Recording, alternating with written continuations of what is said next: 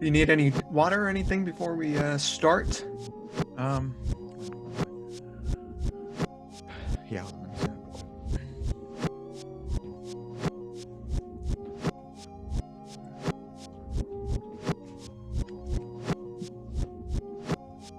All right, I'm good to go. Okay. Man of Steel. Okay. Well, Sounds like Tasmanian devil, man. yeah. Okay. What is happening, everybody? My name is Julius. And I'm Angel. Angel and I are here to start a very important journey, one that has been planned, paved, and excited about and for. It is the journey to the Snyder Cut. On the day this video comes out, it will be only days until that movie comes out on HBO Max. Very much looking forward to that day just for the experience. I'm sure a lot of people, whether you're looking forward to the movie or not, there's going to be a lot of conversation, probably a lot of disagreements, and a lot of agreements when it comes to Zack Snyder's Justice League when it comes out. But we need to establish the journey, how we got to this point. So we are going to be releasing daily until that movie comes out, discussions regarding the DCEU. So it's going to be each day a different film.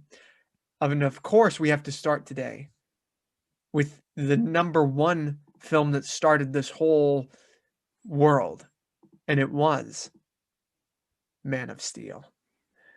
Now, before we get into Man of Steel specifically, Angel, what are your thoughts on the Snyder Cut? We've talked about it a lot, but establish for the maybe new listeners how you feel about it and whether you're excited or not. Oh yeah, I'm truly ecstatic about the Snyder Cut. To see a artist's true vision come to light, despite the tragedy that one artist has suffered, I couldn't be more happy. With Justice League in 2017, I honestly thought it was unwatchable in the first 5 minutes. So if we get an improvement with that, with the Snyder Cut, who couldn't be happy about this? Who couldn't be excited for this? For it to be a 4-hour movie, I'm ready. I'm ready to see what Zack Snyder has for all of us, and I wish him the best. I wish the movie the best, and I hope the fans who have been craving this get exactly what they want. I just want it to be a rewarding experience because we grew up on DC. We love DC. We love the Justice League itself. As always, I'm hoping for the best movie possible. I'm truly ecstatic because the trailers have been nothing short of stellar. Yeah, and we love Superman specifically. If you don't believe us, look at each week from now on until Superman and Lois ends. There will be Yeah. discussion regarding it. Yeah, exactly. Look, me wearing this right now, my Snuggie, is the result of me loving Superman. You know, me and you, we're talking at 2 a.m. about Superman and Lois episode 2 because of Yeah, that's true. how freaking astonishing it is. I literally lost sleep over putting out my review. I love Superman. I love the Superman character. I love when they get aspects of him right because nothing gets me more hyped than seeing Superman done, I think, appropriately on the screen, especially when it reflects the times. If we're going through bleak times and we have Superman to be the counterbalance to that as a character, nothing lifts my spirits more than that. It's beyond what Luke Skywalker can give me. It's beyond what Spider-Man can give me. It's beyond what Batman can give me. Superman is the character. I genuinely just love this character more than Rocky. You know what I mean? That's a lot. Yeah. That's a lot for me. That is a lot. Trust me. That is quite a bit. I've known Angel for a while. I remember seeing Creed in the theaters, the first Creed with him in the theaters. And when they play that Rocky music, he's like starting to punch his girlfriend. He's punching me. He's like, it's time. It's time. Dun, dun, dun, dun, dun, dun. They need to put that in a Superman film. Lost my mind. Lost my mind. Yeah, can you imagine Michael B. Jordan? He's playing, Calvin Ellis, Clark Kent, or Val Zod, and they play a little hint of that Rocky music. Ooh, man, I would die on the spot probably. Or he should just watch a Rocky film to inspire himself. Yes. Yeah, exactly. Okay, before we get into Man of Steel specifically, I want to talk a little bit about the character of Superman. And of course, when you talk about the character of Superman, you have to discuss his first appearance, as it were. June Yes. Beautiful. 1938, Action Comics #1. It was only 10 cents. An unbelievable time, of course, with an unbelievable cover. Mm. So, before we get into why this cover means so much to us, what's the first thing you think of when you see this? The first thing that I think of is honestly Christopher Reeve. I think of him holding the helicopter that's falling as he's saving Lois Lane. That's literally the first thing that I think of. But now, with the success of Superman and Lois, not just the critical success, but I think just the what they've been able to pull off in terms of establishing tone and making direct references to a panel like this. Now I think of Superman and Lois because they've got it spot on. Not only the iconography of this comic, Uh-huh. but the feeling that it gives off. That feeling of a Superman, saving these people, holding this car. It's truly wonderful. So I think of Christopher Reeve, and I also think of Superman and Lois now, which You has know, defined Superman for me. yeah, it's true. And God only knows how we'll feel at that series finale or season finale. I know, right? Yeah. Once we see him cross over more, I mean, my goodness. Um, this I always thought like what is he do? Is he smashing that? Is he pissed? You know, when I was younger, I was like, why is Superman doing this? This is his first appearance, but I think he is actually saving the car. It's like I think it's bank robbers. They actually homage this scene in Superman Returns. I don't know if Mhm. you remember. There's a scene where there's a bank robber, there's a car chase and everything, and they homage this exact shot with Brandon Routh's Superman, and he's holding it up. It's to the side and everything. Everyone's looking around, and it showed just how iconic and how recognizable this imagery is. I mean, this in comic books has been homaged so many times on covers. I think the Rick and Mm. Morty comic book did it in homage to this. Like everyone has done their version of this shot. And I think it says something because, as you and I have talked about in the past, Superman is the gold standards, the the first superhero, really. Sure, there was the Shadow, there was the Phantom, there are all these different characters before him. They're vigilantes, but here we are, the first superhero, powered and doing the right thing. You Mhm. know? And Yeah, this is iconic. he's the best one. He's the Yeah. best one. He's the first one. And I just love the legacy of Superman as well. What Christopher Reeve was able to do that with that first movie. It just nothing will ever take away from the impact of Superman itself. There is no debate. There are no questions. He is the greatest superhero of all time. I'll argue anybody on that. Would you argue Zack Snyder that? If Zack Snyder, and I don't know who his favorite superhero is, but if he says like Batman or Wonder Woman's his favorite, if anybody says that, I'll be like, all right, here are the facts. All right, don't mess with my Superman. Dun, dun, dun, dun, dun, dun, dun, dun, dun, dun. Yeah, exactly. I will not have you sully my Superman's name. Obviously, you brought up Christopher Reeve. There were a lot of Supermen before what we have now with even this Tyler actor. I forgot what is the actor's name on Superman? It's Tyler Hoechlin. Tyler Hoechlin.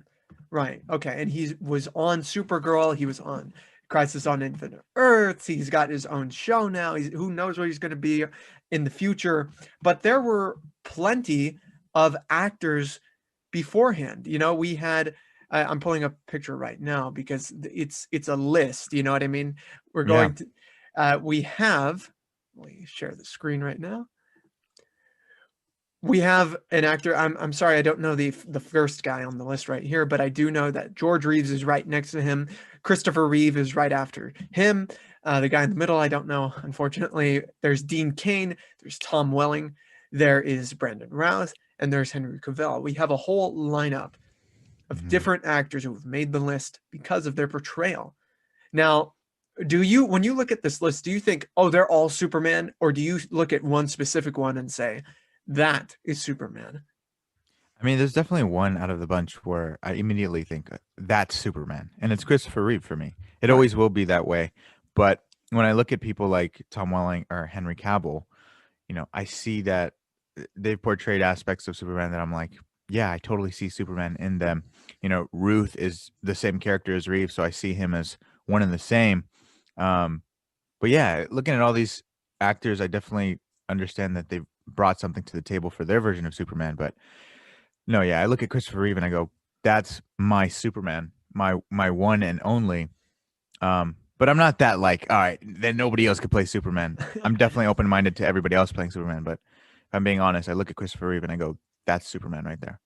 Yeah, I agree. I think that Christopher Reeve is definitely the gold standard. I mean, there's a reason why like Gary Frank would draw him in comic books, like Yeah. drawing Superman and it's based off the likeness of Christopher Reeve. It's just iconic. The guy fit the suit so well. He acted as Clark Kent expertly. He knew what he was doing. So it does make Yeah. sense. But then when I watch something like Smallville, I'm like, damn, man, what if he put on that suit? Man, he may have, he even got the Christopher Reeve signature of approval, you know? Brandon Routh had a bunch of potential, and I felt like a lot of that was fulfilled in Crisis when he showed up again as Superman. Hmm. And with Henry Cavill, there's a lot of potential as well. And oh man, this image just gives me goosebumps, to be quite honest with you. Yeah. The thing is with Christopher Reeve, I'm never, as a Superman fan, I'm never like, okay, I want a Superman to be Christopher Reeve. I want Right. another Superman to be Christopher Reeve. I just want another Superman to give me that same feeling that any actor can bring to the table, as long as they have the core essence of that character. Yeah. Yeah, that's exactly. That's how I feel the same way. I mean, it's kind of similar with someone like Tom Holland as Spider-Man. I feel like we get a lot of similar traits of like Tobey Maguire and Yeah, Andrew Garfield within his performance. It's just he's also bringing a lot of himself to that role specifically. exactly. And it helps too that he's much younger than Toby and Andrew, because it gives that different take while also allowing him to keep those identical traits of Spider-Man himself. Yeah. Fantastic. Angel's the number one Spider-Man fan. Listen to him. He has the information. Just give me a kid who wants to do the right thing, because it's not a choice. Similar to Superman, give me a kid who wants to do that, and that's exactly what he showed us when he's talking to Tony Stark. I don't know what anybody's talking about when they're saying like he's not Spider-Man. Look at that scene in Civil War. Look at his role in Civil War. That's Spider-Man, bro. Like that is Spider-Man. I don't care what comic you read. I don't care. If you're into Andrew or Toby. On God, that is Spider-Man. Look, he's already getting fired up. He's already getting mad. So before we got Man of Steel, we had obviously gotten films of Superman. We had Superman the movie, we had Superman 2, Superman 3, The Quest for Peace, Superman Returns. We had a Supergirl film with I forgot the actress's name, but I think she does actually appear in the Supergirl TV Hmm. show, which is cool. So Superman, I feel like the best movie everyone considers probably the best movie. At least, I consider it that. Would be the first one. I know there's a debate between that and Man of Steel. People love Man of Steel. And we'll talk about that. We will definitely talk about the love for Man of Steel. But for me, I feel like Superman the movie, it's just kind of remarkable how that film came together, especially considering how Richard Donner had problems on that film. He wanted the first movie to be cut and the second movie to be really connected. It's why at the beginning of Superman 2, you have this kind of like previously on Yeah. Superman where you see Zod. I mean, they're setting up Zod in the first film. You know what I mean? Mhm. With everything that could have been a mess, with the costume, right? The effects, just the idea of Superman. It could have been super cheesy. And some Mhm. elements of the film are cheesy. But I do think that it remains strong with a very tight script, with the characters that are very well realized, and effects that are still very impressive, especially for the era that it was brought up in. How do Oh you yeah. feel? I completely agree. Superman the movie is one of my favorite movies of all time. It's groundbreaking. When we went to go see the anniversary, it's one of the best experiences of my life. I'll take those Mhm. memories to the grave. Christopher Reeve his portrayal, not only will it impact the comic book genre, I think it's impacted life itself. We look back upon that movie and think, I believe there's thousands of people that look back upon that movie and always reflect, what would Christopher Reeve do? What would Superman do? That is the impact that that movie has had on all of us. The tagline, "You'll believe a man can fly." That's exactly right. You will. The the visual effects, the practical effects in that movie are absolutely groundbreaking. Watching it in 2020 or 2019 when we saw it, for a movie that came out in 1978, for it to make us feel that way, it's remarkable in itself. It's a testament to how beautiful that film is. And me as a person, my favorite things to watch are people with gifts that utilize it for good. I'll never get tired of seeing that, and I think that movie best utilizes it. Kevin Feige, the greatest producer ever of all time, producing a multi-billion-dollar franchise. Not only is the MCU financially, successful, but emotionally in terms of how they're telling that story. He says they always look back at Richard Donner's Superman the movie, especially when they're introducing new actors to the MCU. They always start off with that movie as the blueprint, the foundation of creating something special within the MCU. That says a lot. And it's exactly right. You see the influence of Richard Donner's Superman in the MCU, which is why it's successful financially and emotionally, and why we're so attached to those characters. You see a lot of similarities to Chris Evans' Captain America to Richard Donner's Superman. And it's because, yeah, that is what superheroes represent to people. You know, superheroes, say I'm somebody in the hospital and I need somebody to attach myself to. Superheroes are the perfect vehicle to give myself hope, and especially when they're done right, they can save your life. Even in your in God forbid the last days that you have remaining on this earth, I guarantee you a superhero or somebody that you identify with uh, can make those last days really special for you. That's what those characters mean to people, and that's why that movie is so special. Man, you're saying it just after one question after another. It's like better than I could say it. Just why don't you cut that out, man? But just stop. No, I agree completely. I feel like when it comes to superheroes, they are the basically the main examples of escapism. I think Yes. this year, previous year, because we're in March now. This Hmm. previous year of 2020 was so it had it was depressing a little bit. It was hard to get through. There were a lot of worrying moments, a lot of close calls within 2020 and even some of 2021.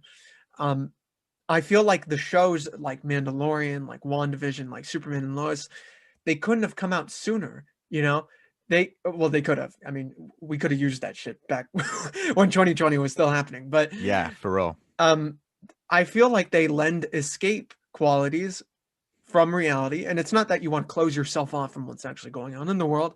I feel like these shows reflect heavily on what's going on in the world. WandaVision, Superman and Lois.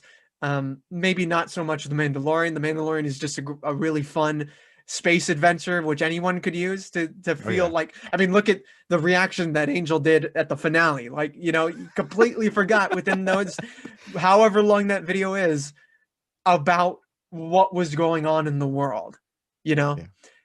And I feel like that's the magic of this medium, of this storytelling medium, and genre films specifically can just put you somewhere else. And you'll have to deal with the real world. You do, yes. But maybe you learned a different way to deal with it because of something like Superman, something like Mandalorian or WandaVision or whatever else you're watching, you know? I Exactly. Yeah. Yeah. No, Did you have perfectly something to said. add? No, yeah, perfectly said. I just wanted to add on to your point of like WandaVision. What can you take away from that show? Let's Yeah, talk about WandaVision. it's this show about this Scarlet Witch. She's creating this false reality, but what do we learn? Especially with the lives that we've lost this past year, the Yeah. line of like, what is grief if not love persevering? I guarantee you it helps somebody. You know, a movie like Superman, the movie, or even for Man of Steel, for people who love Man of Steel, there are things about the character, there are things the way that there are things about it that make you feel just hopeful, and like it makes you want to strive to be a better person. So that's what I love about this Superman character. I think he is the primary vehicle for escapism itself. And I think the primary example of that recently would be Superman and Lois episode 2. It Oh, had it had everything. It had everything, like, everything. and every aspect about it was just 110%. I'm just the action sequences alone, I'm telling you. Angel, we will It talk. blew me We will away. bring that up. We will bring that up. I promise you.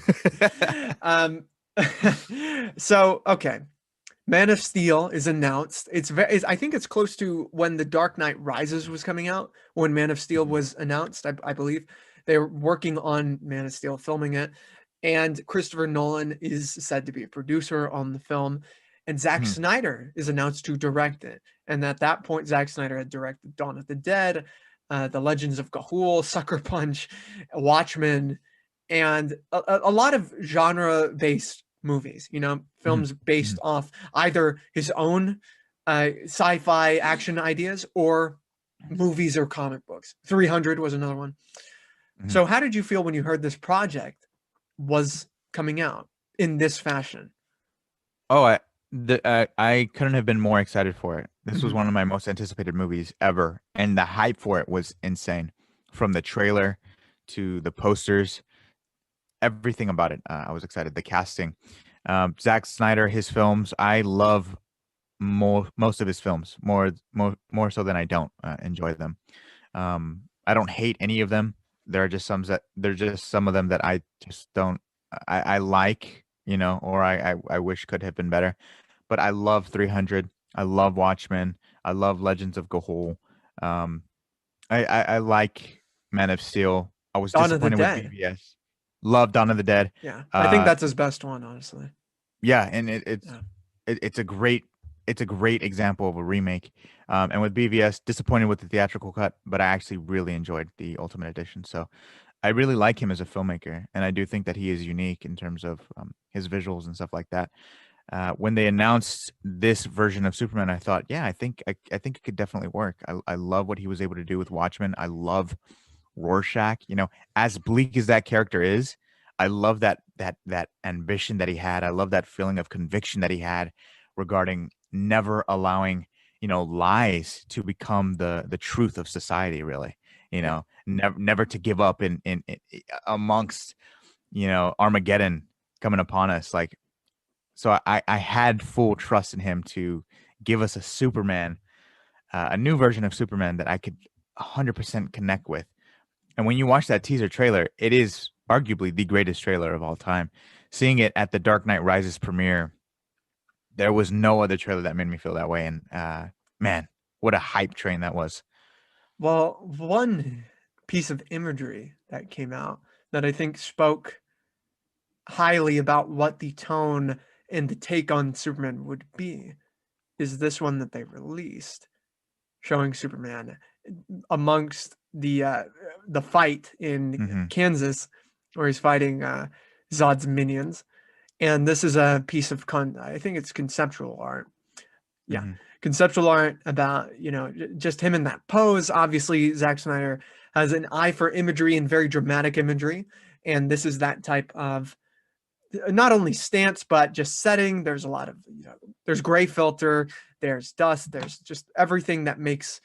I think he's a big art fan because he poses a lot of his subjects within his shots in very artistic ways. You see this shot, you see the very ending shot of Batman versus Superman where it's him dead and the heroes are standing around. He has these very mythic poses within his superhero films, which I think is interesting. And how did you feel when you first saw this? So this first image when it was released, and I actually want to share an image, Oh yeah. if you can give me permission there. But with this first image here, I actually remember seeing it. I think it was released during Comic Con or something like that. Um, and I loved it. I was like, "Whoa, this is cool! Finally, we're getting another Superman movie since Superman Returns, 2006. It had been 6 years, and I had been dying for another Superman movie. I can never get enough Superman movies, especially with life itself and how life is.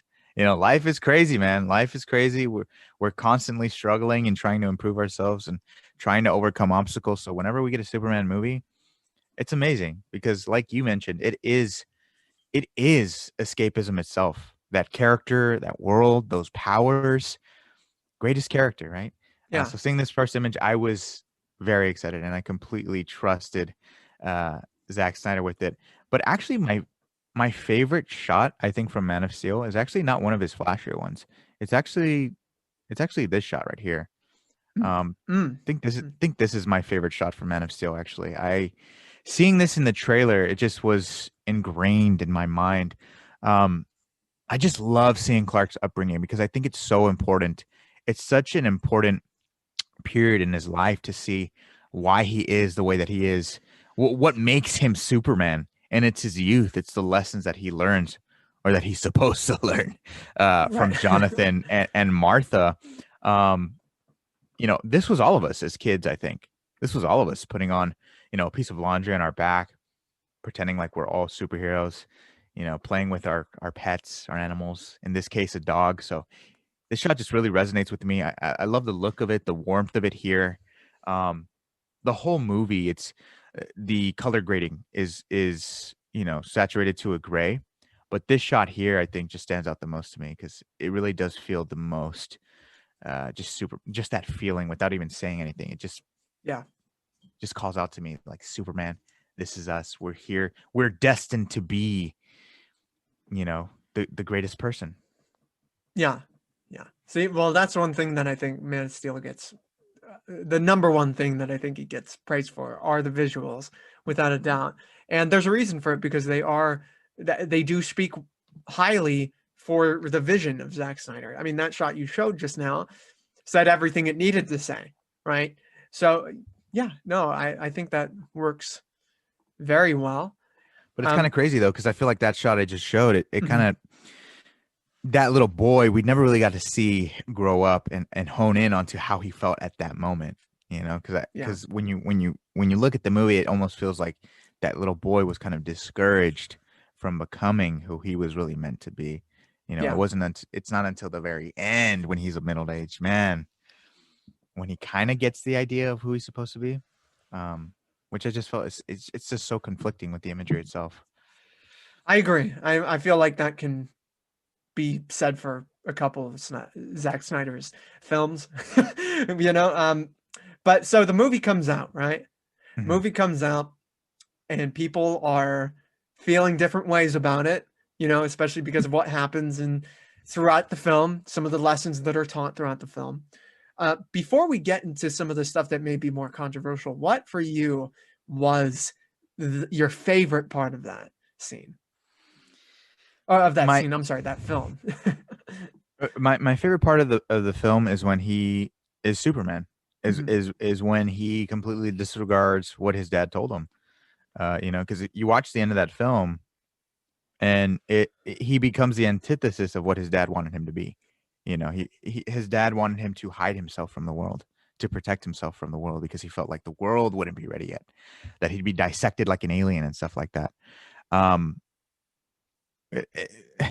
and don't even get started on the dad, but I love when he becomes Superman. I love when he starts saving lives. My favorite scene from Man of Steel, and it's the one that allows me to keep watching it over and over again, is when he's fighting the gravity machine, the thing Yeah, that's terraforming the earth.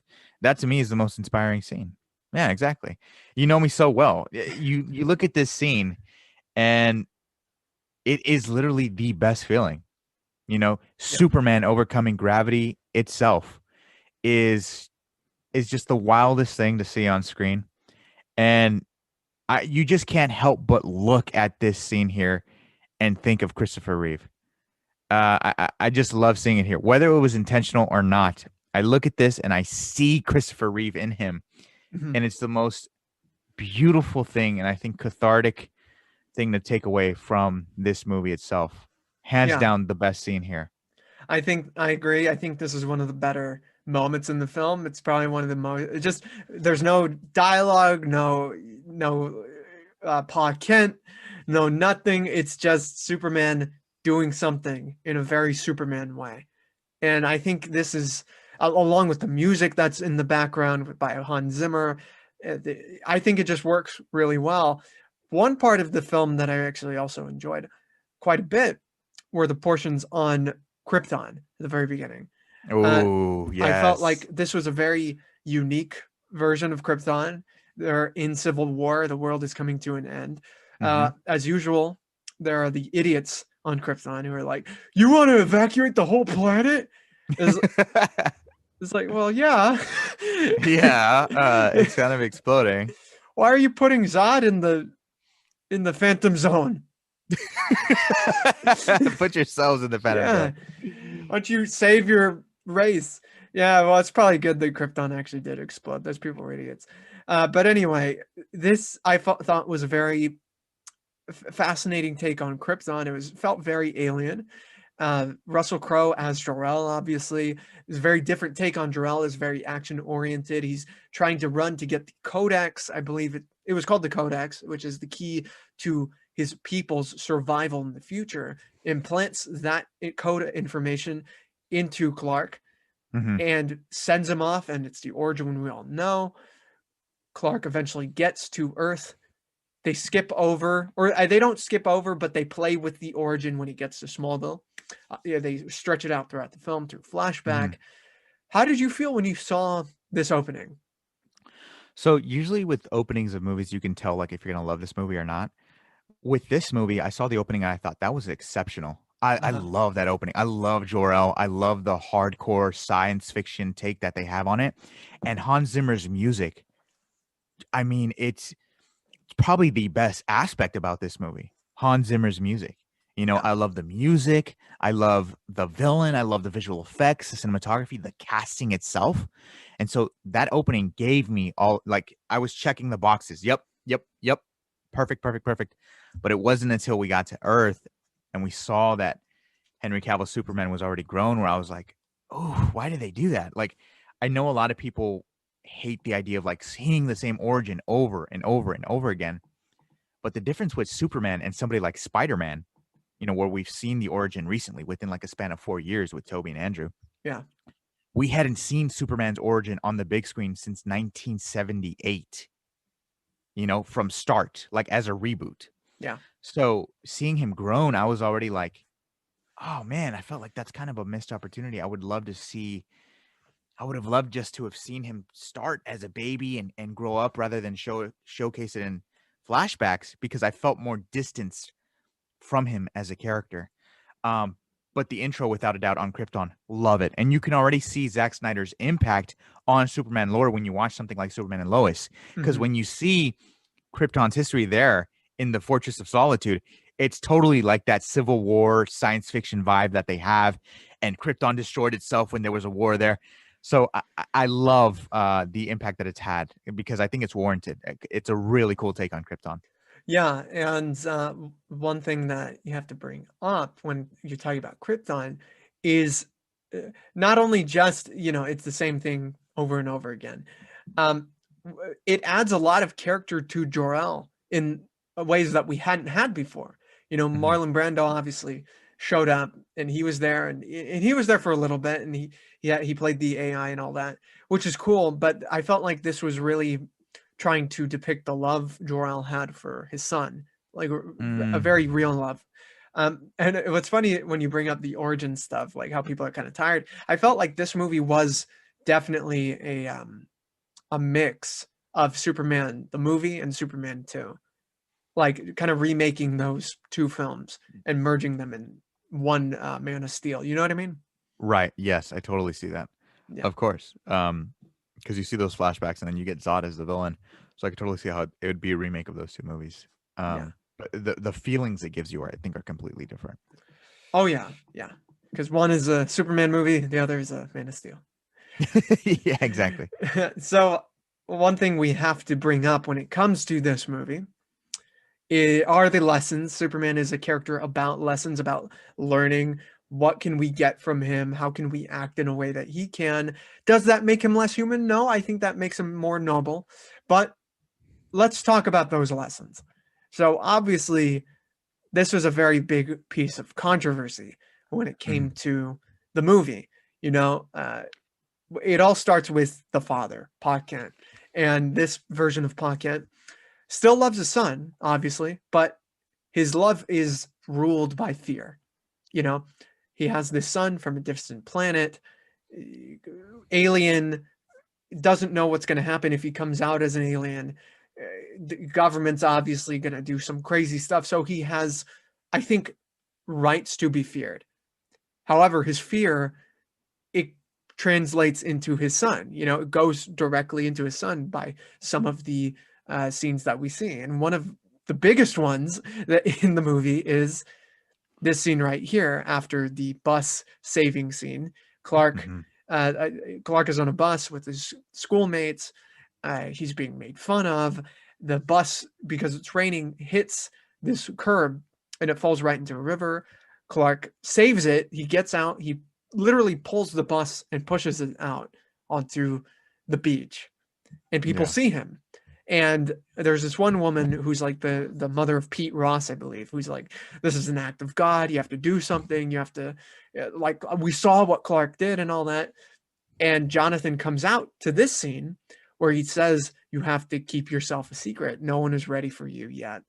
Uh, and that's when Clark asks, what should I have done? Should I have just let those kids die? Hmm. And Jonathan responds with, maybe. So with a line like that, a scene like that, how do you feel? Extremely conflicted, Right. because you would think that a father figure like Jonathan Kent, with the world's strongest being in the universe as a son, would want to encourage him to always save lives no matter what, even if it costs your own.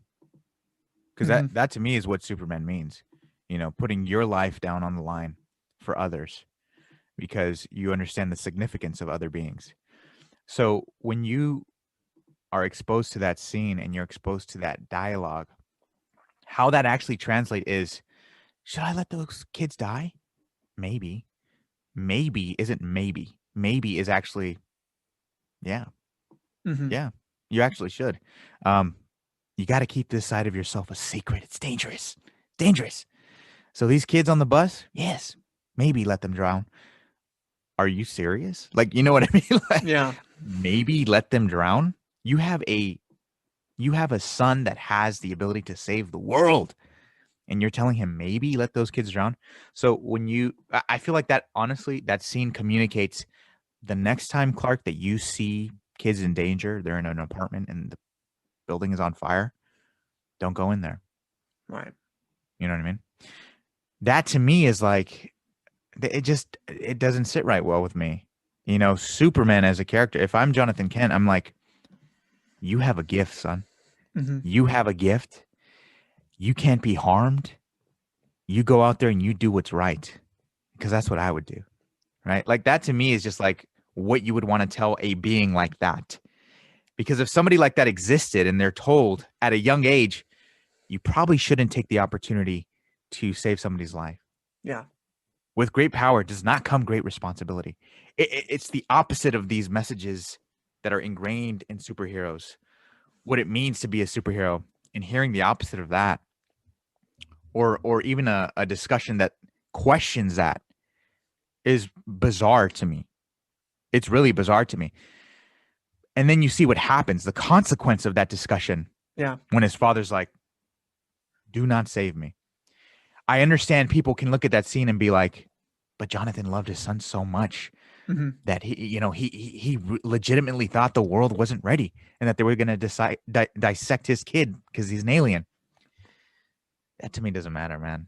Really, really, Yeah. no. You have Superman. You have to have an open mind to the world. Yes, you can have this cynical perspective, but I just honestly feel like Jonathan wouldn't have that.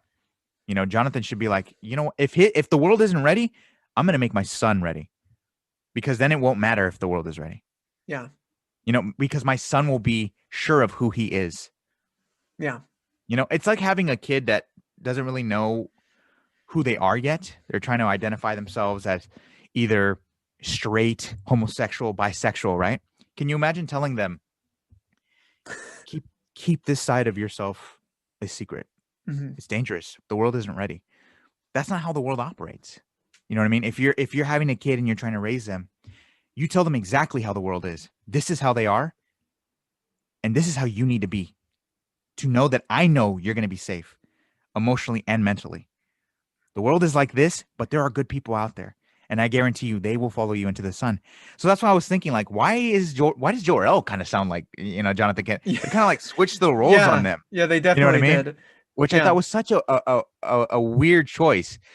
But how wonderful would it have been if you got two father figures that were like, son, you are a gift. And who cares if the world isn't ready? You're ready. We trust you.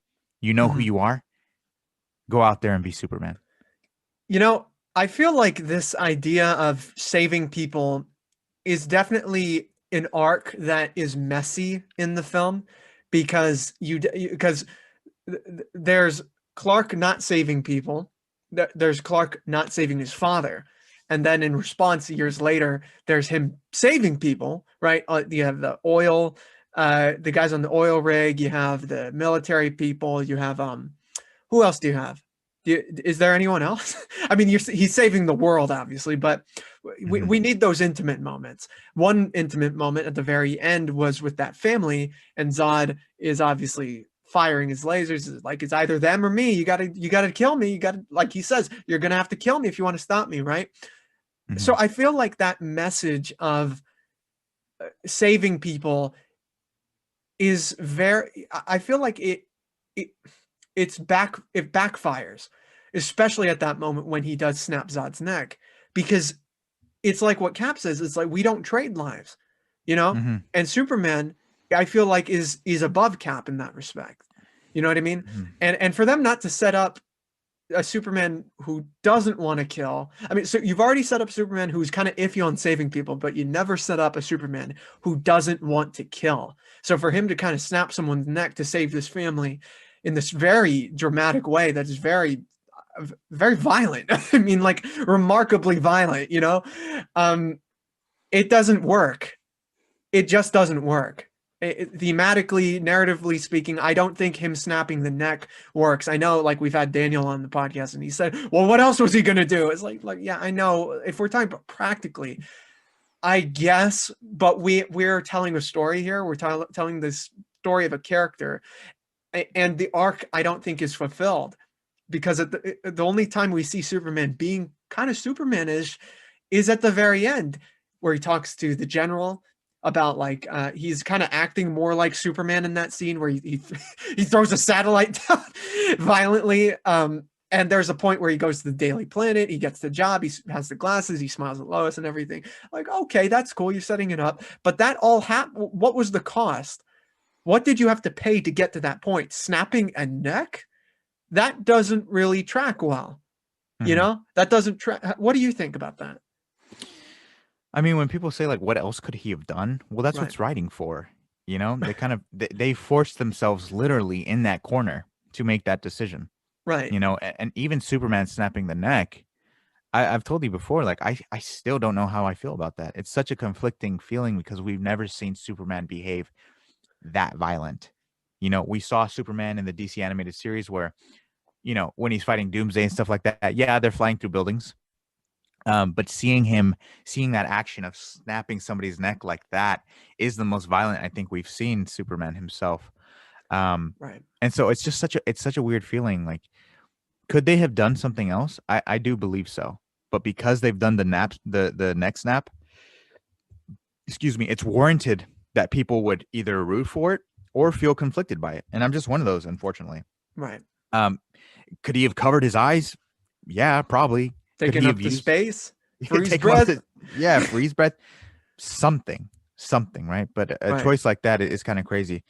But again, I just think it's just so weird that we have a father figure that makes Superman question whether he should save people or not.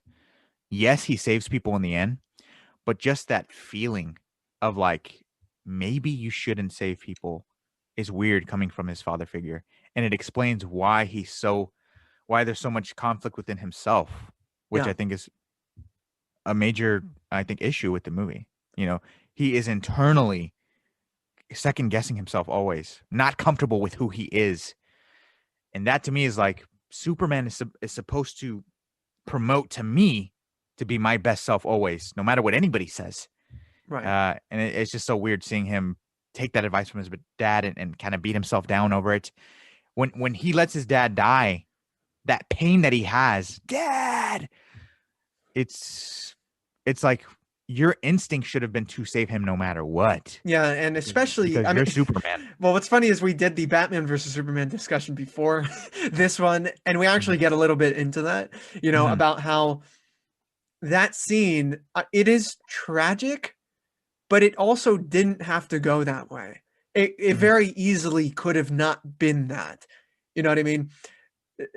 You're exactly right in that the writers, they're trying to frame these situations as if there was no choice, but there's obviously a choice. I mean, he is maybe he's not Superman in that at that point, right? When he's a teenager, his father dies and everything, but he has powers. He has a will to save people. He has an instinct with him in himself that says this is what I have to do, right? Mhm. I don't like dude, like I would go up to Jonathan at that tornado and I'd be like, dude, what do you do? Do you just not like me? Is this just your like way out? Like, dude, what is going on? Do you have a death wish? I feel like that would have been a more reasonable scenario. It's like, no, Jonathan was just kind of suicidal, and he took this opportunity as the get out of jail free card. You know what I mean? Yeah, I Because think it it. would have been. No, please go ahead, please. I think it would have been wonderful if Superman saved him, and then Jonathan in that moment is like, "You're ready. You're ready. Like this is what I was getting you ready for. Yeah, Despite everything I told you, maybe all these things. It's about you making these decisions on your own, no matter what anybody tells you. If the world hates you, I need you to know who you are to still be able to save it. A world that hates you. yeah. That to me would have been like, whoa, whoa, that's really cool. That's Uh, real. Well, that's very dynamic, and that's not as surface level as some of the writing we get in Man of Steel. With mhm, with there's not a point in the movie, I don't think, and correct me if I'm wrong, but there's not really a point where the movie proves Jonathan's sentiments wrong. mhm, Obviously, Clark saves the day, right? He saves the world and saves lives and everything, but it did come at a very big cost. And the violence by the very end of the film kind of negates the whole like, okay, yeah, I saved the day, but yeah, I mean, look at the city. I mean, you killed Zod with your bare hands. You know what I mean? In a mhm, very vicious and gruesome way. Uh, where's the point? I mean, it's almost as if Jonathan was right. Like mhm. the way they depict Superman in this film warrants the people's reaction in Batman versus Superman. You know what I mean? Yeah. And when you were speaking about the Superman, the Clark get second guessing himself, not so sure about who he is and everything. I feel like there's potential in that, but you need to start off him in that way and then build him up to being that Superman, right? Because we get that arc within something like Spider-Man, where Peter, he is not sure of himself at all. The first Spider-Man movie, he's not sure of himself at all. He doesn't like himself. He doesn't want to be himself and everything. He's a loser. And he uses Spider-Man to become the man he wants to be. And by the end, he's like, I'm Spider-Man. I have to be this. I have no choice. This is my destiny. We don't really get that in this film. We get Clark being Superman more, right? But him not believing in himself really. And if you disagree, watch Batman versus Superman, Mhm. the next film, right? Yeah. Where he's at a low all-time low with his confidence. He's not defending himself. He's like, there's nothing. You know what I mean? Yeah. So I feel like that idea of him second guessing himself has potential. And we're seeing that a little bit in Superman and Lois, where he's like, man, I have these kids. I don't know what to do. Am I a good father? Am I doing the wrong thing here? But obviously his Superman qualities are beating those doubts within himself. You know what I mean? Mhm. Just like one line can make a movie for you, one line I think validates, I think, kind of ruining a movie for you. And Right. in Yeah. BVS, when you hear Superman himself say, "No one stays good in this world," it's like okay, I really never needed to hear Superman ever say that or get that low, but he does. And those same sentiments are an exact reflection of what Jonathan Kent was telling him. The world will not be ready. They will not accept you. You're not accepted here. They will fear you. You will change religion. Get out. You know what I mean? Um, and I don't know. I would never tell that to a kid. You know, Yeah. say I'm Christian, and Mhm. Superman is my son. What I would tell him is, you're a miracle. I still believe in what I believe in because that's the strength in faith. That's what faith means. Nothing should be able to challenge your faith, especially if it's someone like a superpowered being. No, you're a miracle, and you're going to make me continue believing in what I believe because that's what I think you are. You're a gift, um, and I think it should be as simple as that. Not where it's like you're making me question everything, and now everything is negative, and the world is cynical, and they're not ready. You aren't ready, and Yeah. literally keep yourself a secret because it's dangerous out there. And it's like, I don't know. I just don't. That to me doesn't feel like Superman. Doesn't Well, feel like this Superman. well, this movie was definitely the first take in the view Zack Snyder is portraying of the world. This Mhm. more what he's described as more of a realistic take on what Superman would be like and everything. Do you think it is, especially looking at the overt grayness, the lack of trust when it comes to Superman? Do you think that is a realistic take? I think it's a realistic take, but I with a character like Superman, a Uh-huh. fictional character like Superman, I just don't. I just feel like it would have been more significant and what a better opportunity to utilize the Superman character than to showcase that the world doesn't have to be that way. The Right. world can reject him at first, but if you have a character that is still like, I'm here to earn your trust, I'm here to save every single one of you, despite what you feel about me. Yeah, I just felt like that message would have been the best it ever could have been, I agree. because the world is like that. The world is cynical. The immigrant allegory here in this movie is spot on Hmm. because that's how people are treated. Outsiders are seen as aliens, potential threats. So yeah, that's spot on. But to see Superman kind of give into that attitude and be like, oh, I don't know, man, the world's lost. It's disappointing because a Yeah, character like Superman should be the one to stand up and be like, look at yourselves. This is not the right way to go about things. Let's be yeah, accepting. Let's be open minded. Let's learn to love. I'm here to help you no matter what. yeah. Well, the moment that Superman enters any reality, it becomes fantasy. You know, Hmm. we're not playing by the similar rules, and I feel like sure, there would be people on the news, there would be people on the streets, there would be all the sorts of people, but I do feel that you're exactly right in that Superman represents the first thing Superman represents is idealism and hope. I feel like he's just a friend, and there are certain qualities of the Christopher Reeve Superman that I think are more realistic than in terms of how he would be received, you know? Qualities in Superman and Lois that I think are more realistic than what is depicted here because it is just the dark, cynical grayness of the world respond. Wait, so there's not going to be the people who are like, "Oh, thank God," right? Thank God. Like this is literally what we've been asking for. Someone to help with everything, right? And Yeah. sure you have instances of that in something like Batman versus Superman, but that's obviously not the full-on narrative within the movies that Snyder's been making involving Superman. Um, we do have yet to see the Justice League film that he made. So hopefully they go in that direction, especially with the return. I do understand that uh, there are a lot of like biblical allegories within the film as well, Hmm. within Man of Steel, within BVS, within probably Justice League when it comes to Superman. Yeah. So, uh, you know, I just feel like number one, the dude has to stand up for himself. The dude has to realize look, people are going to think what they're going to think, but that shouldn't stop me from doing what I have to do. You know what I mean? A show like The Boys gets this a bit better than Man of Steel in some respects. You have Huey. Huey, who is this like, who has seen like things worse than what Clark has seen. Like 10 times, 100 times worse, killed people, done terrible things, but he Hmm. still does have a spark of optimism within himself, Oh yeah. Look at Starlight. Look at exactly. Like, look at Starlight. Look at, I was about to say Butcher, but I mean, not really. Butcher.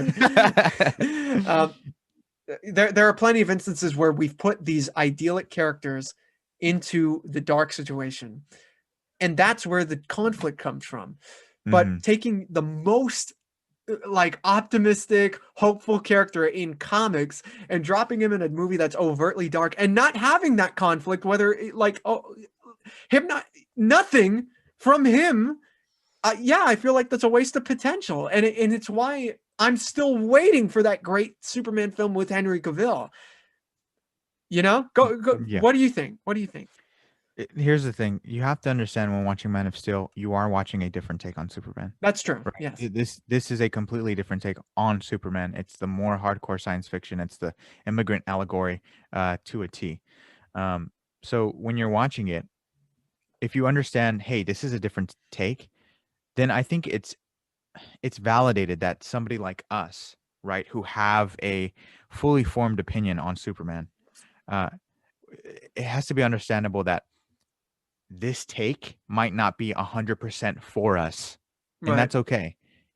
Just like people who love Man of Steel, Christopher Reeve, that take on Superman might 100% not be for them, and that's fine. Just Yeah. explain to me what Superman means to you and what Man of Steel. What about Man of Steel made you realize that? And let's have a conversation. And I'm all down for that. The best way I look at it is Christopher Reeve, his Superman is the kid from Kansas, right?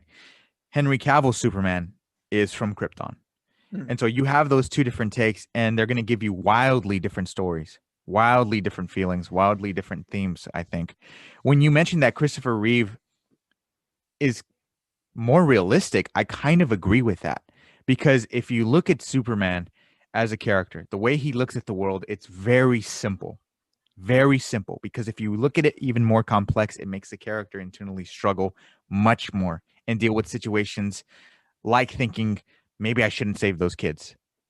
He looks at the world so simply for truth, justice, and the American way. And what does Lois say? You're going to be fighting every politician in this Yeah. town then. You know what I mean? Yeah. But that is so true. It's very true. You know what I mean? Yeah. Politicians, they tend to make Make shit you more know complicated. exactly, and You it's for just, a reason.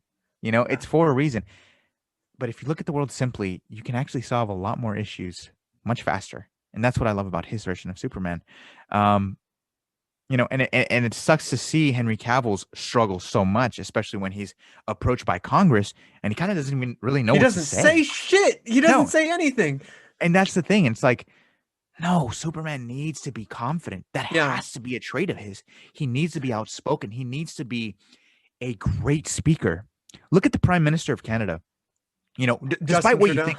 think, yeah, despite whatever you think about him, Right. the way he speaks, I think is just really impressive. And the confidence behind everything that he says, it's like, yeah, Superman needs Yeah. to be like that. Here's also another thing about Henry Cavill's Superman. Julius, give me your favorite quote from Henry Cavill's Superman. Yeah. I've honestly thought about this. I can't tell you. I can't tell you what my favorite quote from him is. Um, One that originates from his own ideals. Him not Well, just repeating what his fathers have told him. right, there's one that I do remember, which was there's that scene where he turns himself in, which I thought was actually a very Superman thing to do. Actually, I was like, oh, okay, you're getting in that direction. Okay, good for you Hmm. guys. He's in the Hmm. handcuffs for some reason, and he talks about how the S isn't an S; it does stand for hope on his world. It's like, okay, that's cool, but Right. I'm Which is not, what his dad told him. which is what you're right, and I'm not going to be able to quote that verbatim.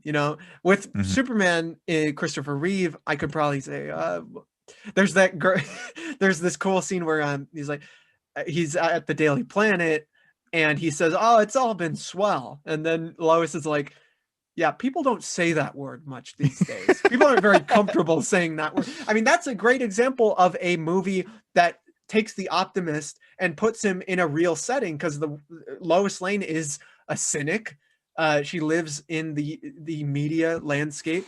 She works in that landscape, and she's like, "Look, the world. This is kind of ridiculous, you know." And she's enchanted. She doesn't believe what's going on. You know, it's like, "I thought you were like a fairy tale." You know, Mm-hmm. it just shows the effect that Superman can have on regular people, making them believe in the extraordinary.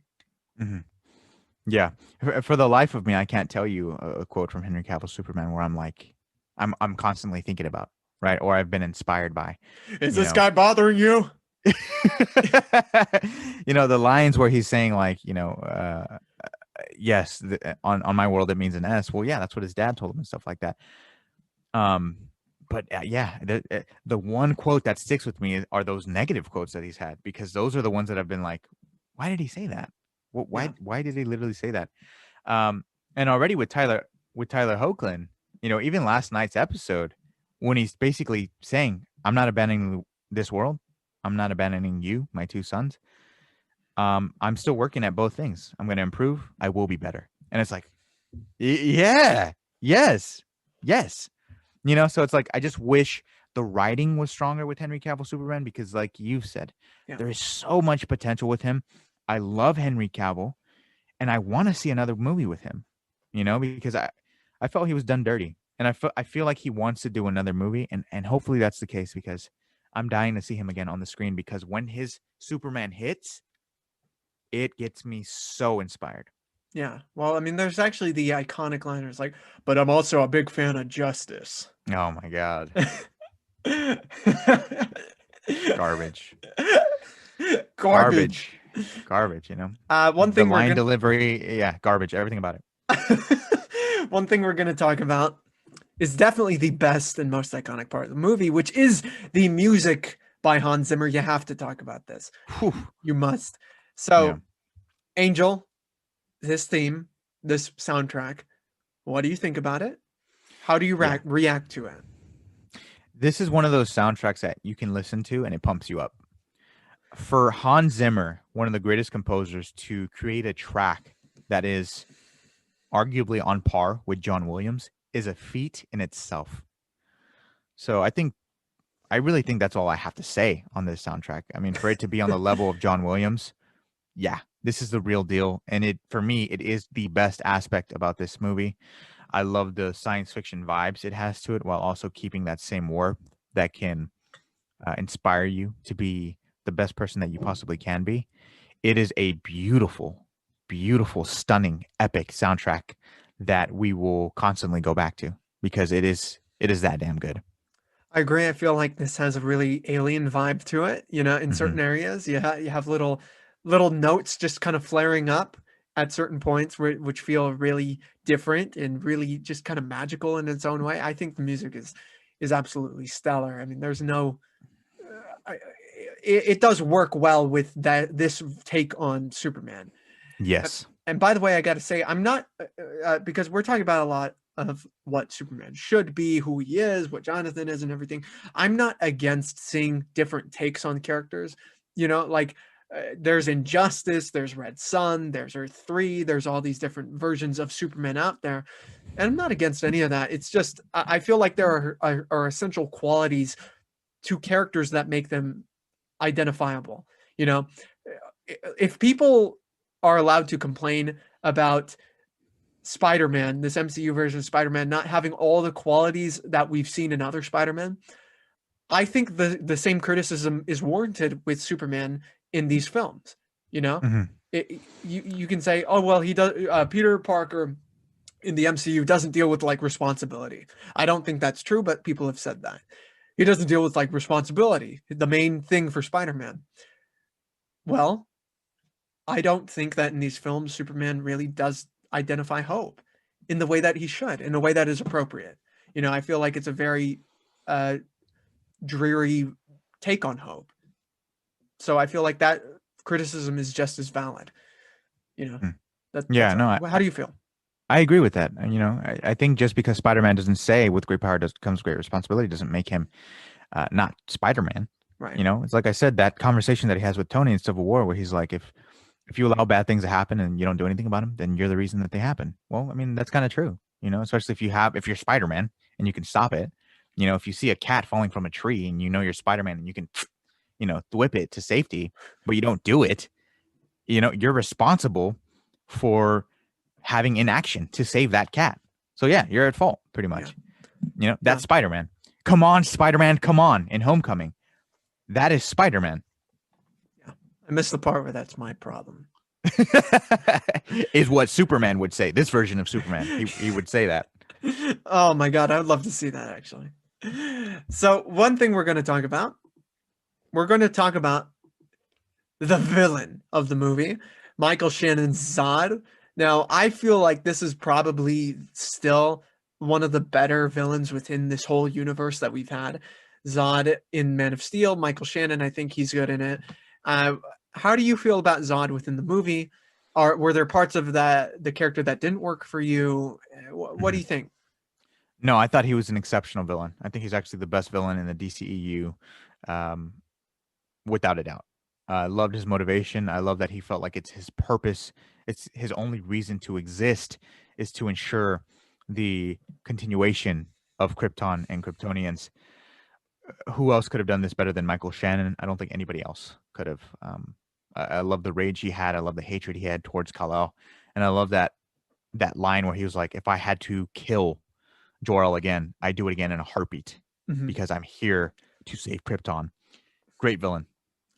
Well, I if we were talking about lines that you remember, and I just remember, um, if you destroy this ship, you destroy Krypton. Oh, yeah, no, I thought Michael Shannon was very good as well. He's probably the best, probably one of the better performances in the film. Him and Russell Crowe, I think, are neck and neck when it comes to Mhm. performances. I wish that someone like Amy Adams was up there, Lawrence Fishburne, even Henry Cavill at the top, but I just feel like these guys brought the most personality to their roles and consistently kept playing it because you see sparks of Lois Lane in the movie, like Lois Lane, the sparky and feisty investigative journalist, but then once it becomes like they take the human aspects away and they replace it with this like these metaphorical lines. You know what I mean? Like Mhm. you're meant to do this, Clark. You're meant to do that, Clark. You're meant to save this, Clark. You're meant to save that, Clark. I feel like it loses that humanity, and it doesn't happen with Zod or Jor-El in the movie. You know Yeah. Yeah. You know what's also bizarre about that scene too is when he's which one? like the scene where Zod is saying, if you destroy this ship, then you destroy Krypton. And Superman saying Krypton had its chance and lasers all the babies there. Oh my Um, God, that's this. Oh, I'm just thinking to myself, but it was another weird feeling that I had because it's like Superman, his whole life has felt alone. He's always wanted to know who he is. There's a chance for him to, defeat Zod and allow these Kryptonians to live life, and he won't be alone anymore. I just feel like it was a weird decision to be like, Krypton had its chance. There's no hope for them. They've had their chance. They've had their time. And now I'm ending it. That to me just was weird too. yeah. What do you think? I complete. Those were babies. I mean, that's what or unborn babies, or It was the DNA. It would lead to a new race of Kryptonians. That's true. But right, right, right. yeah, that is not. No, I don't think Superman would do that. Honestly, I it feels like they would utilize something like the Bottle City of Kandor from the comic lore. Where it's this smaller city of Kryptonians, but they're miniaturized. They're in this bottle and everything, and Hmm. it's from comic. I don't know. I feel like there are so many other. That's the thing. This is a very brutish film. This is a film that is very much based. The first thing on it, the first solution is action oriented, more so than trying to overthink an enemy. You're punching the crap out of them, and I feel like that is a detriment because it's Superman. Superman usually, that's the thing. I don't want to hold other versions against this character, but I do think when it comes to the idea of the movie saving people, you're not even giving Krypton a chance, really. You know, you're letting this dude speak for the whole race Hmm. in the way that Jonathan was worried about you. You know what I mean? Hmm.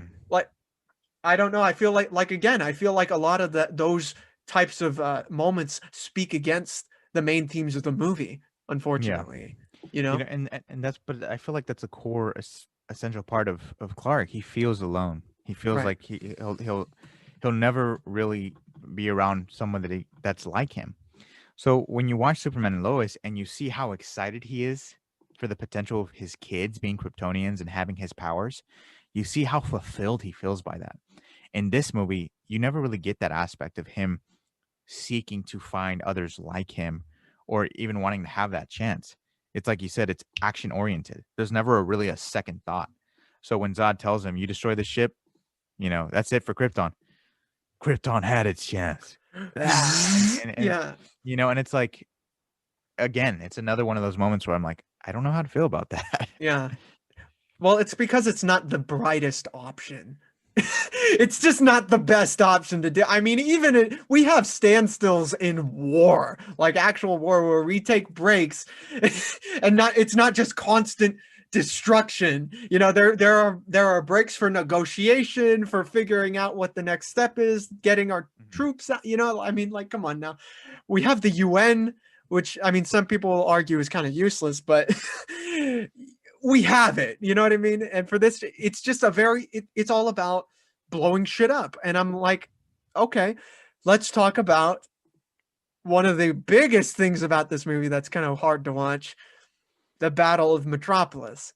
Or should I say the destruction of Metropolis? Um, damn. They really wanted to blow some shit up.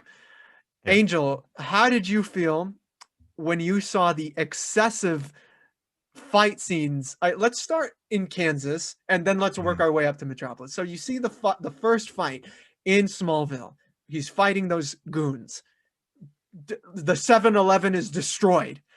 Mhm. How do you feel about that fight when you see it? It's like you said, it did feel kind of excessive. You watch this imagery and you react to it. Somebody can react to this imagery and be like, "Well, it kind of makes sense. You have another super being who is evil trying to destroy the world.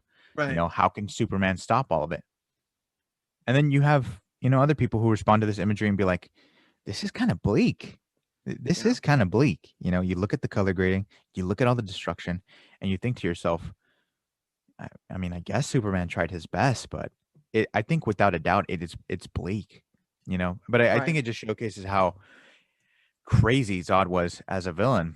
But I'm thinking, if you're a filmmaker, if you're responsible for the writing of Superman, if you have literally the power to direct Superman, I mean, I just think with the Superman character, he is meant to prevent this amount of destruction. Right. You know, sure, he can fly through one or two buildings, three at most, I guess. But you look at this image here, and I mean, even with Superman in the frame, I'm Yeah. just thinking, man, this is bleak, and I can't help but think of the individuals that have died in those Yeah. buildings or anywhere around it. Um, so yeah, I just felt like it's a bit too bleak, and it's hard for me to feel that triumphant hope that Superman is supposed to inspire in all of us.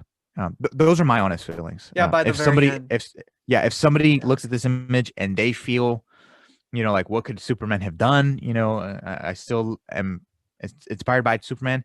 You know, good on you. But Well, let's talk about it. I look Let's at this talk image about and it. I am like, it's bleak. Well, yeah, and also you brought up the very end how they tried to depict this new age of hope with Superman. I feel like that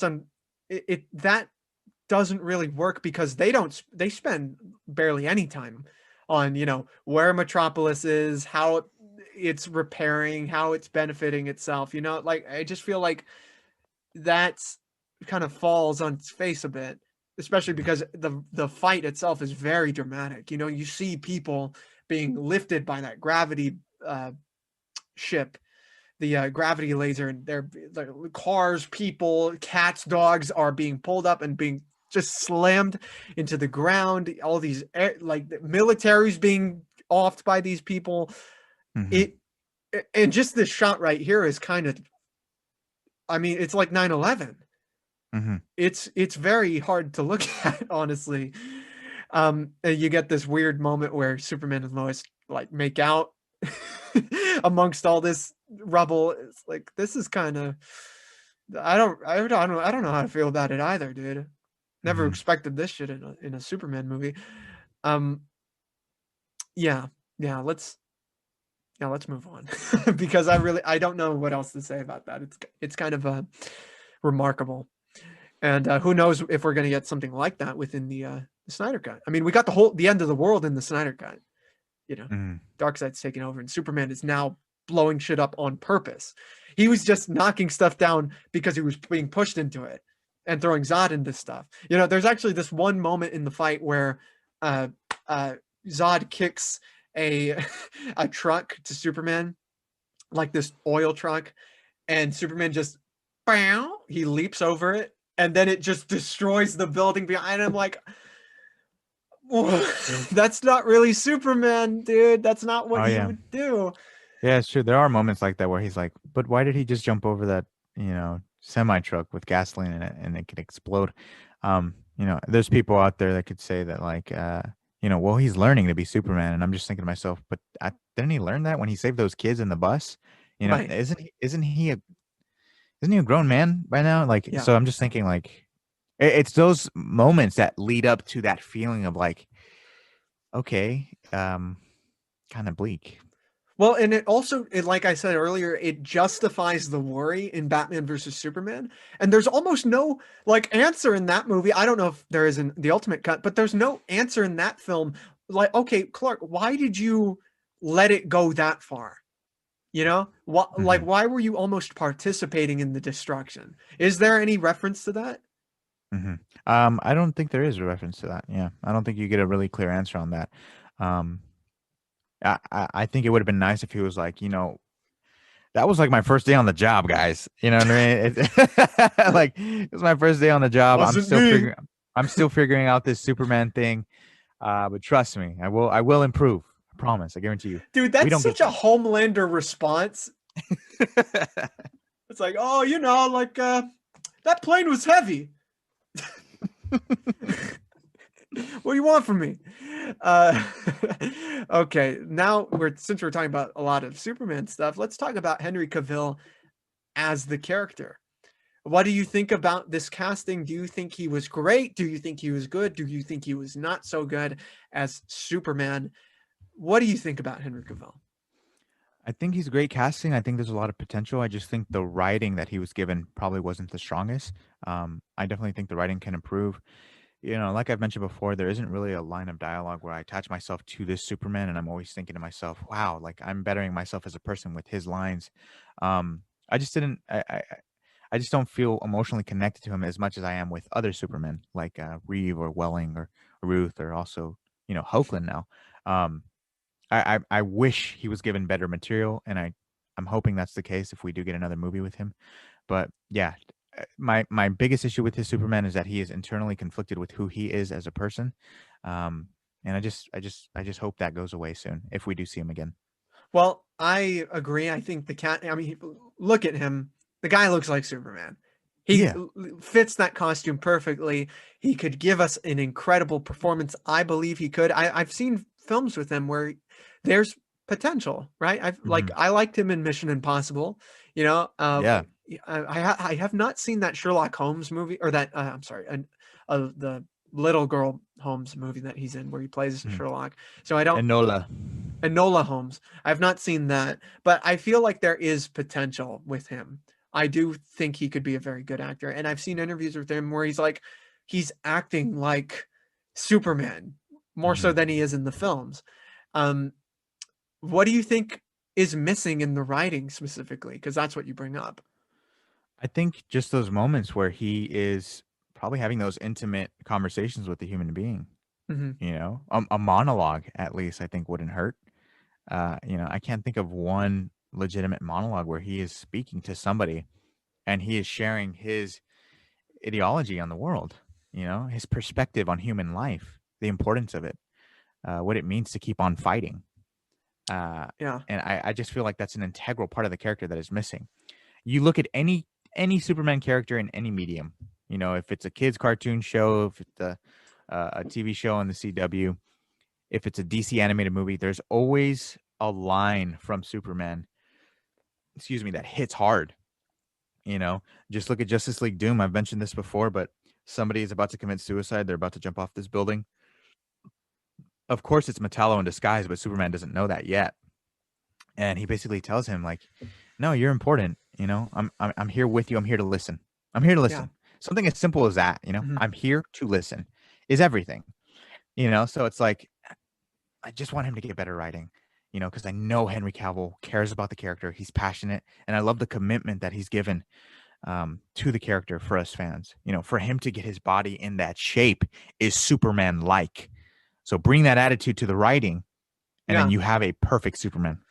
Do you think he's been deterred from being the kind of like Boy Scout that we know? Well, comic fans don't know him to be a Boy Scout. They know him to be much more than just a Boy Scout. But the main opinion of people, Superman, Boy Scout, goody two shoes, all, cheesy, corny. Do you think he was deterred from being that by Snyder himself, possibly? Maybe their take was like, we know what Christopher Reeve has done. Hmm. Let's do something different than that. Um, but I don't know what that means though. Like, what does it mean when somebody says Boy Scout? Like, what does that mean? Because Chris Evans, you look at his Captain America, and his traits are the same as Christopher Reeve. It's just set in contemporary times. But look how that's worked. You know what I mean? So it's like if a Boy Scout means being a good person, being confident in yourself, willing, willingly go out of your way to save somebody, even if somebody tells you, "Hey, no, you should move. Don't do that. Don't sign the Sokovia Accords. Move." But that Boy Scout is like, "No, I'm not going to move. I'm going to stand my ground because I know what's right." Oh shit! Stand your You know ground. that that is legit a superhero. That's a hero. So it's like somebody who says, "Well, we don't want to see a Boy Scout." That doesn't make sense to me. What is a Boy Scout, bro? Boy Scout is somebody who goes out in the woods and they get badges and stuff, and they're doing these activities with They each sell other. cookies. Oh wait, no, that's not right. You know what I mean? So it's like, no, a good person is a good person. Doesn't matter what time period you're in.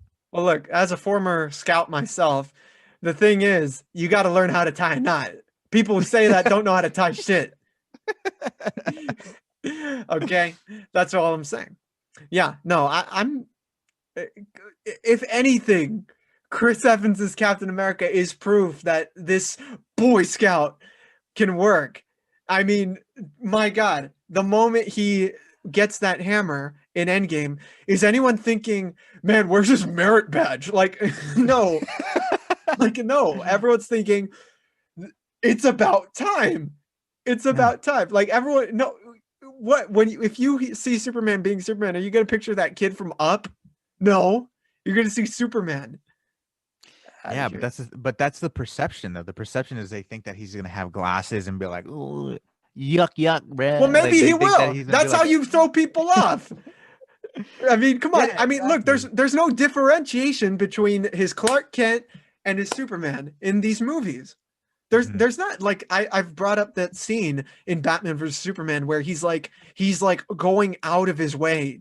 He's talking to Bruce Wayne at that party, and they're literally arguing about themselves. Like Clark Kent is literally going out of his way. He's squaring up. He's squaring up to Bruce Wayne. Whereas like normally, yeah, Clark Kent would be meekish, hunch shoulders, right? Who could believe that guy is Superman? There's no way. That guy's a simp. No way. There's no way, right? But I mean, he's literally his chest is out. He's like, no, you're wrong, dude. Like about Superman, man. Ay, ay, ay, Angel. They don't know. Ay, ay, ay. Absolutely. Okay, so since we are on the journey to the Snyder Cut, we have to talk about the Snyder Cut. This character, Superman, has been in plenty of films.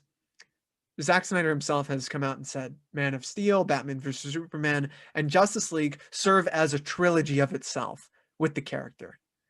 He said, you know, there's an arc there, there's a story, and he will end up somewhere different, hopefully. How do you feel? First of all, how do you feel about that conceptually? I just want a good movie. I just want a good movie. I want Superman to make me feel amazing.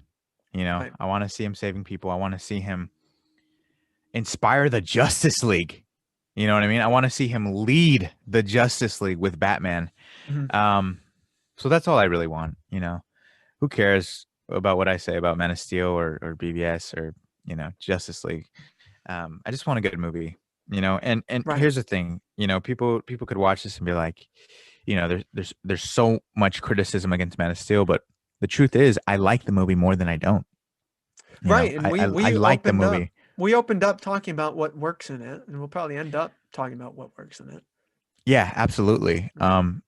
But I hope people realize that, like I like this movie more than I don't. I feel like I have uh validating criticism against the things I don't like, and the Yeah. things that I do highlight are warranted, right? So understand that. I like the movie more than I don't, and I hope that Justice League, the Snyder Cut, only gives us the best aspects of the Superman that I like within Man of Steel. So that's what I'm hoping for. The whole idea of him having to die in order to be reborn to be himself, I don't know about that. I don't know why a character like Superman would have to go through something like that. Um, I just want him to know who he is. That's it. I just want him to know who he is because I just Right. felt like he hasn't so far. And if he knows who he is, I'm gonna know who he is. I'll be connected to him, and I'll be ready to see him save the day. Right. Well, this arc that Zack Snyder speaks of, I hope it's an arc that leads to him becoming the Superman we all know him to be. You know, this whole maybe I won't enjoy the whole journey, but eventually, if he gets to Superman, he's at least Superman, right? Yeah. Hopefully. Now, I don't know. The movie hasn't come out yet. Obviously, we're in very heavily speculation days right now, right? Hmm. So there's no use in saying, "Oh, he's gonna suck in this. He's gonna suck in that. He's gonna be great in this. He's gonna be great in that." We have to wait and see. Obviously, um, I just hope that there's more to it than what we've seen so far. You know, because Hmm. I feel so far it's been these ideas that don't fit the character. Really, Hmm. it's just not congruent with who Superman is, how he would respond, and I don't think the reasons as to why he's that way are enough. So I'm hoping in the Snyder cut, especially with him, he's my biggest worry in the movie. You know, Superman. He's my biggest worry along with Batman.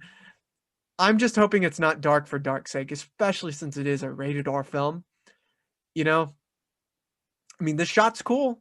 This shot right here is cool to look at, but I hope that's not Hmm. all it is. You know? Yeah. Yeah. I'm hoping for the best, and let's hope it's not too late. Okay, well, before we end it off, I have one very quick thing. Last thing. Since last night the Superman episode came out, and on the day this video will be recorded, the new Superman came out episode for Superman Lois. Who did Superman return with officially? Henry Cavill or my man from the show? Oh man, honestly, I got to be honest. For me, it's Tyler Hoechlin, man. It's Tyler Mm, Hoechlin. When I called you last night, seeing that episode, it felt like I had waited over 10 years for yeah. Superman. You watch Smallville, and the whole time on that journey, you're waiting for him to be that Superman, right? Hmm. You get that very last glimpse at the very end. That last episode, you get some awesome shots. Um, but no, watching these two episodes, I felt like this has been the return of Superman that has allowed us to believe that a man can fly once again. And it's truly beautiful. So the thing is, I've made my peace with Zack Snyder's Justice League. If it's okay, that'll be fine. If it's great, even better, cherry on top. But if it's okay, I'll be fine. I Mhm. like where the DCEU is at now. I've loved films like Shazam, Wonder Woman, Aquaman. I thought was enjoyable. I love the direction that they're going in, focusing on standalone stuff like Joker, the Batman. Um, but with Superman and Lois, if Superman is on TV with this quality and the quantity that they give us with season 2 released, I'm happy, man. I'm happy. Like seriously, I am at peace because those 2 episodes of Superman and Lois blew me away. All I can say is that each episode, it feels like Superman. You know what I mean? And that's the honest feeling I get when watching it. Like, okay, Superman is here and he's here to save the day. Thank you. Thank you. Thank you for putting this budget, this writing, these characters, that suit, these cast members, everything about it. Everything Yeah. about it. I'm so like, yes, for me, this guy is Superman. And I'm hoping in Zack Snyder's Justice League, when he comes back, I'm hoping that it's for a great reason. And I hope that he does become a great version of the character. You know, Mhm. a version of the character that Henry Cavill, I think, deserves. You know, deserves the chance to play. Yeah, he definitely deserves it. Um, and the thing about Superman and Lois too, it's not just Superman that I love about the show. It's all the characters, Mhm. all the writing for everybody is just spot on, especially Lois Lane. And I love that scene too in the last episode where she's like, "All right, babe, you do your Superman thing. I'm gonna do Yeah. my Lois Lane thing." And it's like, yes, yes, Yes. I love the chemistry of the two. The chemistry of the two is amazing. And this arguably might be the best Lois Lane we've ever had. That She's shot up of the there. elevator opening, and she's there at the Daily Planet to quit. Wow. Wow. I don't know if I'm there yet because I really love Erica Durance as Lois Oh Lane. yeah, yeah, same Yeah, here. Yeah, I same thought she here. was perfect, but oh, we'll see. We'll see, man. Okay, guys, thank you so much for joining us on this first entry of the journey to the Snyder Cut. I hope you guys Mhm. enjoy the following videos. I hope you enjoy the next one, which obviously is Batman versus Superman. It's going to be a whopper. We already did that discussion, and it is a lot, and we're going to keep doing this, man. I'm very excited about the guests we have, the discussions that are ahead of us, and of course, Justice League by Zack Snyder. Angel, Mhm. where can the people find you? You all can find me on YouTube, the Goat Movie Podcast. You can find me on Twitter at Goat Movie Pod, and also my personal Twitter at Blu-ray Angel. You can follow me there, and we'll engage about movies, television, comics, pop culture, anything that you're passionate about talking about. Can't wait to engage with you. Thank you so much for listening. I am Julius. And I'm Angel. Stay safe and goodbye. And